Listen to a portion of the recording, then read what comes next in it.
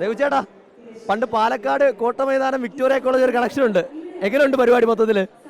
പരിപാടി തുടങ്ങിയില്ല, തുടങ്ങുമ്പോഴല്ലേ നമുക്ക് അതിനെപ്പറ്റി ഒരു ഇത് വരാനൊക്കെ ഉള്ളൂ. ലാലേട്ടൻ്റെ നിന്ന് കുറേ തല്ലുകൊണ്ടിട്ടുണ്ട് പല സിനിമകളിലായിട്ട്. ഞാൻ തിരിച്ചും കൊടുത്തിട്ടുണ്ട്.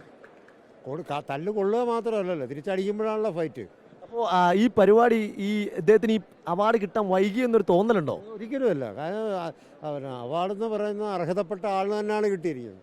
അത് ഏറ്റവും വലിയൊരു അവാർഡാണ്. ദാദാ സാഹിബ് ഫാൽക്കെ അവാർഡ് എന്ന് പറഞ്ഞാൽ ഇറ്റ് ഈസ് സംതിങ് ഗ്രേറ്റ്. 4-5 പേർക്കൊക്കെ കിട്ടിയിട്ടുള്ളൂ. പണ്ട് രജനി ഉണ്ടായിരുന്നു, ശിവാജി ഗണേശൻ ഉണ്ടായിരുന്നു, NTR കിട്ടിയിട്ടുണ്ട്, പിന്നെ അടൂർ ഗോപാലകൃഷ്ണ സാറിന് കഴിഞ്ഞ പ്രാവശ്യം. കേരളത്തിലൊരു നടൻ ആദ്യമായിട്ടാണ്. നടനാദ്യമായിട്ടാണ്. ഹിന്ദിയിൽ കിട്ടിയിട്ടുണ്ട്, മിഥുൻ ചക്രവർത്തി കിട്ടിയിട്ടുണ്ട് കഴിഞ്ഞ പ്രാവശ്യം.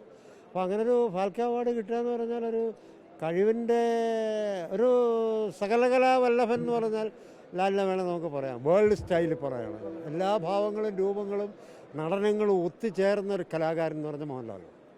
നരസിംഹ സിനിമയിൽ രഘുവട്ടം പറയുന്ന ഡയലോഗുണ്ട്. നേരത്തെ ഞാൻ പറഞ്ഞില്ലേ, പാലക്കാട് കോട്ട മൈതാനം മുതൽ വിക്ടോറിയ കോളേജ് വരെ വോട്ടിച്ചിട്ട് തല്ലിയിട്ടുണ്ട് ഞാൻ. അപ്പോൾ അങ്ങനെ ഒരുപാട് സിനിമകൾ ലാലേട്ടനുമായിട്ട് ഫ്രെയിമിൽ പങ്കുവെക്കാൻ പറ്റിയിട്ടുണ്ട്. അപ്പോൾ ആ ഓർമ്മകളൊക്കെ എങ്ങനെയാണ് ഈ ഘട്ടത്തിൽ? ഭയങ്കര അഭിമാനമായിരിക്കുമല്ലോ. പിന്നെ തീർച്ചയായിട്ടും. അല്ല, അത് അഭിമാനം എന്ന് പറഞ്ഞാൽ ഞങ്ങൾ രണ്ടുപേരും ഒരേ കാലഘട്ടത്തിൽ മലയാള സിനിമയിലേക്ക് വന്നവരാണ്.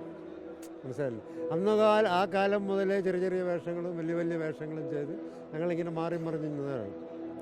അപ്പോൾ അതേപോലെ ആ കൂട്ടത്തിൽ ഒരാൾക്കൊരു നല്ലൊരു ഇത് വരും. കാരണം ഒരു അവാർഡ് വരികയാണെന്ന് പറഞ്ഞാൽ ഞാൻ വളരെയധികം ഹൃദയത്തിൻ്റെ ഉള്ളിൽ നിന്ന് വളരെയധികം നന്ദി ഞാൻ രേഖപ്പെടുത്തുകയാണ്. കാരണം അങ്ങനെ ഒരാളിന് കിട്ടിയല്ലേ, നമ്മുടെ കൂട്ടത്തിലുള്ള ഒരാൾ, ഒരു കൂടപ്പറമ്പിനെ പോലെ ഉള്ള ഒരാളിനത് കിട്ടുക എന്ന് പറഞ്ഞാൽ സംതിങ് ഗ്രേറ്റ്.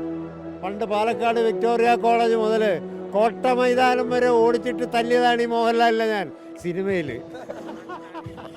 അപ്പോൾ എന്തായാലും ഈ പരിപാടി മുഴുവനും ഉണ്ടാവും. മുഴുവനില്ലെങ്കിലും കുറച്ചൊക്കെ നേരെ വേണം, മുഴുവനും വേണം.